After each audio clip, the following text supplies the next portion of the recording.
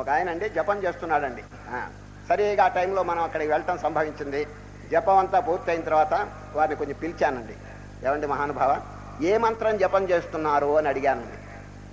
అష్టాక్షరి మహామంత్రం అన్నాడండి. అష్టాక్షరి అంటే ఏమిటి చెప్పండి? ఓం నమో నారాయణాయ. ఎన్ని జపం చేశారు అని అడిగానండి. పూసండి, జపమాల 108 పూసలు, 108 ఇప్పుడే పూర్తయినాయి అన్నాడండి. సరే, మీరు జపం చేసేటప్పుడు మీ మనస్సు ఎక్కడున్నదో కొంచెం చెబుతారా అని అడిగానండి.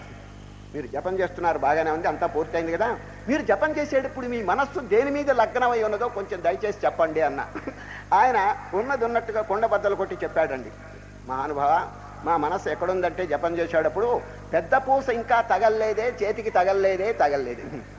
ఇదే కలవరం అంటండి.